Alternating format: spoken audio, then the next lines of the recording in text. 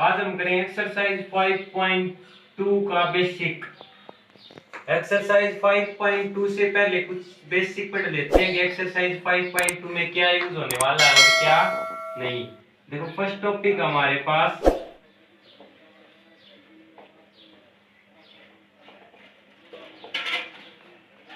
ये है urgent plane. ठीक है, ये क्या कहता है, इसका रिलेशन है कार्टेशियन प्लेन से। कार्टेशियन प्लेन हमने 10 तक पढ़ा है क्या, जैसे 2 और 3 को नंबर लाइन पे डिनोट करो। 2 3 कुछ भी हो सकता है, 1 2 2 3 3 4 कुछ भी। ठीक है, तो क्या करते थे हम, एक्स एक्सिस मान लेते थे इसको, वाई एक्सिस, वाई डैश और एक्स डैश। ठीक है, 1 2 3 1 2 और 3। ठीक है, देखो 1 और 2 को 1 हमारे पास किसके पहले किसको लिखते थे, एक्स एक्सिस वाले को, फिर वाई एक्सिस वाले को। ऐसे ही एक्स वाले को, वाई वाले को, एक्स वाले को, वाई वाले को। ठीक है, तो देखो 1 हमारे एक्स एक्सिस 1 है एक्स एक्सिस का और 2 है वाई एक्सिस। इसका कनेक्शन कहाँ बनता है, यहाँ। तो इसको हम लिख देते इस पॉइंट को 2 और 1 और 2 लिख देते थे। ऐसे ही 2 और 3 को,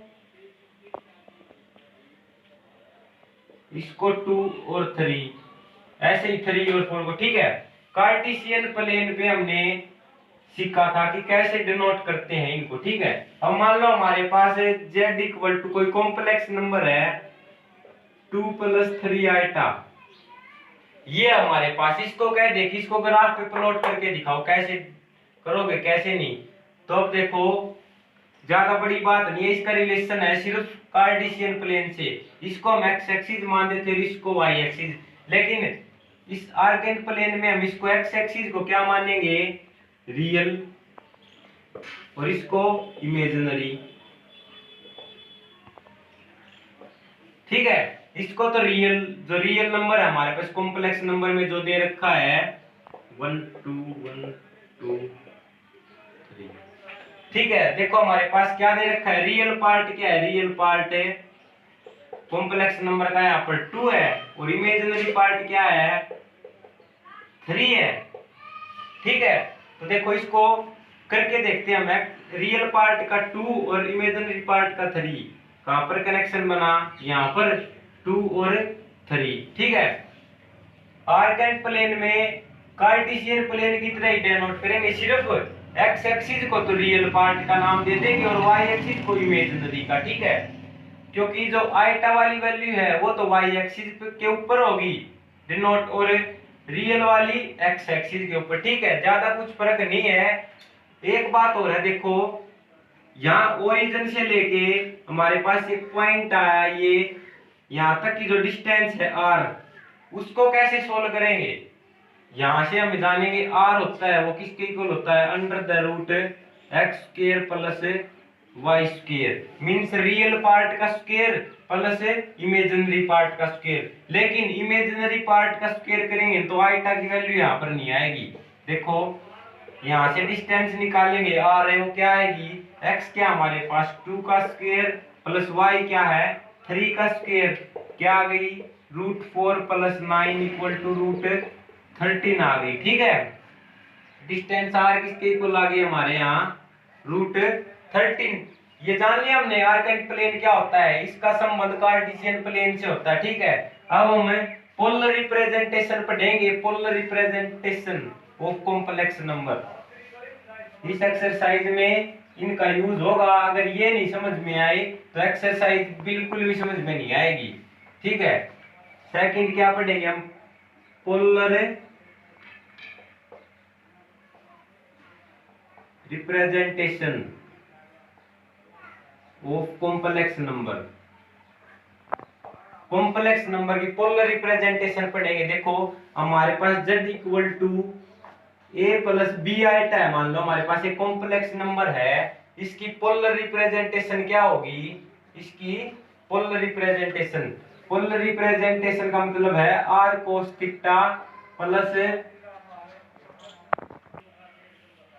+ आइटा साइन थीटा। ठीक है, पोलर रिप्रेजेंटेशन है क्या होती है कॉम्प्लेक्स नंबर की, ये हमें आर की वैल्यू और थीटा की वैल्यू चाहिए, तब हमारा पोलर रिप्रेजेंटेशन हो जाए कॉम्प्लेक्स नंबर की। अब पोलर कोऑर्डिनेट क्या होते हैं, यहाँ पर पोलर कोऑर्डिनेट्स होते हैं आर और थीटा। ठीक है, पोलर कोऑर्डिनेट्स क्या होते हैं, आर और थीटा। देखो इसमें एक्स एक्सिस है ना, एक्स एक्सिस ग्राफ के दौरान एक्स एक्सिस को हम पोलर एक्सिस मान लेंगे, पोलर एक्सिस। ठीक है, इस पे जो डिस्टेंस है, जो जहां तक हमें आर डिस्टेंस है, पीछे आर्गेन प्लेन में हमने पढ़ा था, जो आर डिस्टेंस है उसके बीच में और एक्स एक्सिस के बीच में जो थीटा बनेगा ना, जो एंगल बनेगा वही क्या होता है, थीटा। ठीक है, तो देखो R इक्वल टू क्या होता है, मॉडुलस। ये सभी बातें नोट कर लेना कॉपी में। R इक्वल टू क्या होता है, मॉडुलस। R की वैल्यू क्या होती है, under the root X square plus Y square. ठीक है, एक बात इसको अच्छे से नोट कर लेना, क्योंकि हमें R की वैल्यू चाहिए कि पोलर रिप्रेजेंटेशन के दौरान, और एक चाहिए कि थीटा की वैल्यू। अब थीटा किसके इक्वल होता है, थीटा होता है आर्गुमेंट। क्या क्या होता है, थीटा आर्गुमेंट, और आर क्या होता है, मॉडुलस। मॉडुलस की वैल्यू जान ली हमने, अब थीटा होता है आर्गुमेंट। देखो अब alpha equal to tan inverse y by x इसके इक्वल होता है। इस बात को ध्यान में रखना कि जो अल्फा है वो किसके इक्वल होता है, tan inverse y by x के, और y बाई x का क्या है, मॉडुलस। मॉडुलस मतलब अंदर कुछ भी माइनस की टर्म आएगी वो इसके कारण प्लस की हो जाएगी। ठीक है, अगर ये निशान लगा है तो इसके कारण प्लस की हो जाएगी। अब देखो अल्फा तो हमारे पास tan inverse y by x आ गया, लेकिन हमें थीटा चाहिए, आर्गुमेंट चाहिए। इसके लिए एक बात बताऊं, अच्छे से कॉपी में नोट कर लेना और इसको याद कर लेना। हमारे पास ये है फर्स्ट क्वाड्रेंट, ये है सेकंड क्वाड्रेंट, ये है थर्ड क्वाड्रेंट, और ये है फोर्थ क्वाड्रेंट। अब देखो इसमें अल्फा है वो थीटा के इक्वल होगा। अल्फा किसके इक्वल होगा, थीटा के इक्वल होगा फर्स्ट क्वाड्रेंट के अंदर। फर्स्ट क्वाड्रेंट के अंदर कैसे, अब हमें पता कैसे चलेगा कि जो कॉम्प्लेक्स नंबर दे रखा है वो फर्स्ट क्वाड्रेंट के अंदर है, या सेकंड के अंदर है, या थर्ड के अंदर है, या फोर्थ के अंदर है। ठीक है, अगर अगर रियल पार्ट भी प्लस का हो और इमेजिनरी पार्ट भी प्लस का हो तो अल्फा और थीटा की इक्वल होगा और फर्स्ट क्वाड्रेंट में होगा। ठीक है, फर्स्ट क्वाड्रेंट में होगा। ठीक है, अब सेकंड क्वाड्रेंट में देखो अल्फा किसके इक्वल हो, थीटा किसके इक्वल होगा, पाई माइनस अल्फा के। अब देखो थीटा की वैल्यू पाई माइनस अल्फा की इक्वल होगी जब सेकंड क्वाड्रेंट में होगा। थीटा की वैल्यू क्या होगी, पाई माइनस अल्फा की। अल्फा की हमें पता ही है किसके इक्वल होती है, tan inverse y by x के। ठीक है, अब कैसे पता चलेगा जो कॉम्प्लेक्स नंबर हमारे पास गिवन है वो सेकंड क्वाड्रेंट में है। तो देखो ये होती है x एक्सिस, ये होती है y एक्सिस। इसमें y पॉजिटिव होता है और x क्या होता है, नेगेटिव। तो जो रियल पार्ट है वो, रियल पार्ट क्या हो, नेगेटिव, और इमेजिनरी पार्ट क्या हो, पॉजिटिव। ठीक है, अब थर्ड क्वाड्रेंट में और फोर्थ क्वाड्रेंट में देखो, फोर्थ क्वाड्रेंट में तो थीटा हो गया माइनस अल्फा के इक्वल, तब जो रियल पार्ट है वो तो पॉजिटिव हो और जो इमेजिनरी पार्ट है वो नेगेटिव हो। ठीक है, फोर्थ क्वाड्रेंट में। अब थर्ड क्वाड्रेंट में देखो, इसमें मैंने क्या चेंज किया है, सिर्फ माइनस माइनस का चेंज किया है। यहां भी हमें माइनस माइनस का चेंज करेंगे। थर्ड क्वाड्रेंट के अंदर थीटा की वैल्यू क्या होगी, अल्फा माइनस पाई के इक्वल होगी। ठीक है, क्या पता चलेगा कि ये थर्ड क्वाड्रेंट के अंदर है, तब एक्स एक्सिस क्या हो, दोनों नेगेटिव हो, रियल पार्ट भी और इमेजिनरी पार्ट भी दोनों क्या हो, नेगेटिव हो। ठीक है, पता कर लिया हमने। थीटा आर्गुमेंट की वैल्यू हम निकाल सकते हैं। अब क्वेश्चन करेंगे, फिर हम क्या करेंगे, पोलर रिप्रेजेंटेशन पूछ रखे हो कॉम्प्लेक्स नंबर की, हमारे पास आर की वैल्यू आ जाएगी मॉड्यूलस की, और आर्गुमेंट की वैल्यू आ जाएगी। जो भी वैल्यू है थीटा की और आर की वो यहाँ पुट कर देंगे, हमारे पास पोलर रिप्रेजेंटेशन आ जाएगी। ठीक है, अब हम एक एक करके क्वेश्चन करते हैं एक्सरसाइज 5.2 के, आपको अच्छे से समझ में आ जाएगा पोलर रिप्रेजेंटेशन क्या है और मॉड्यूलस और आर्गुमेंट क्या है। ठीक है, देखो फर्स्ट क्वेश्चन है,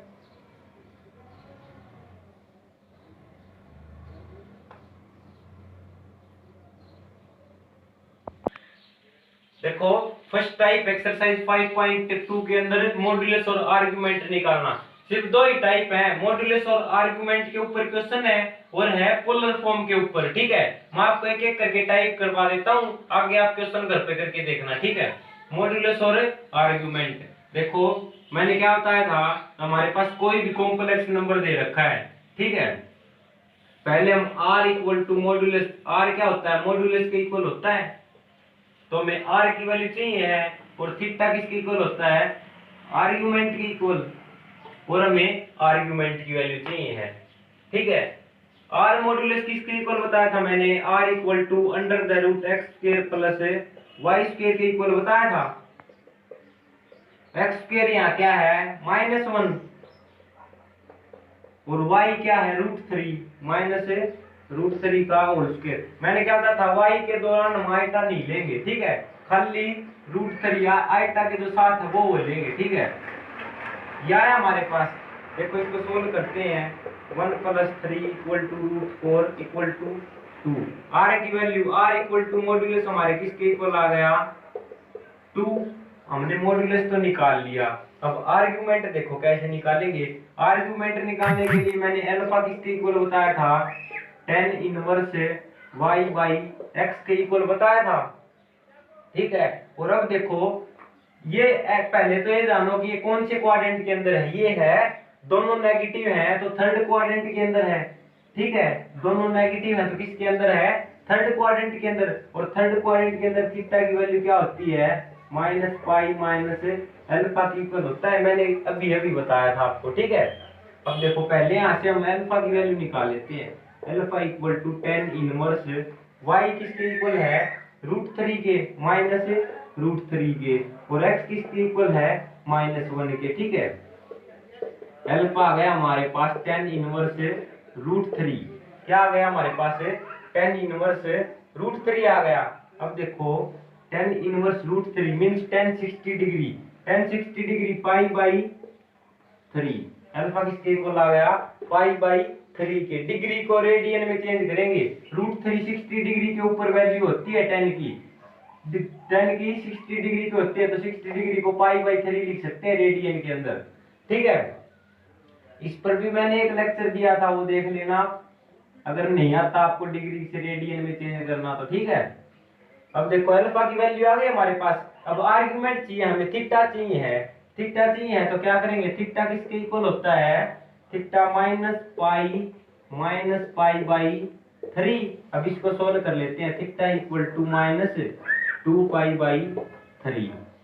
आर्गुमेंट क्या आ गया हमारे पास, 2π/3 और मॉड्यूलस क्या आ गया, 2। अब देखो z किसके इक्वल होता है, r cos theta, polar form क्या होती है, आयटा साइन थीटा होती है। ठीक है, लेकिन हमें यहाँ सिर्फ मॉड्यूलस और आर्गुमेंट निकालना था, हमने मॉड्यूलस की वैल्यू 2 निकाल ली और आर्गुमेंट थीटा की वैल्यू क्या है हमारे पास, -2π/3। ठीक है, देखो हमारा एक्सरसाइज का लास्ट क्वेश्चन रहेगा, पोलर फॉर्म निकालनी है। आर्गुमेंट और मॉड्यूलस जान लिया, कंप्लीट एक्सरसाइज के अंदर आर्गुमेंट, मॉड्यूलस और पोलर फॉर्म के अलावा कुछ भी नहीं मिलेगा आपको। अगर आपको टाइप समझ में आ गई तो आप घर पर क्वेश्चन कर सकते हो, आप करके देखना। मैं आपको ये क्वेश्चन समझा देता हूँ पोलर फॉर्म का, अगर आपको कुछ भी दिक्कत आती है तो कमेंट बॉक्स में बताना। ठीक है, देखो पोलर फॉर्म, पोलर क्या होती है, r cos theta plus eta sine theta, इसके इक्वल होता है। हमें r चाहिए और थीटा चाहिए, फिर हम कॉम्प्लेक्स नंबर को इस फॉर्म में लिख सकते हैं। ठीक है, r किसके इक्वल होता है, मॉड्यूलस के, modulus x square plus y square.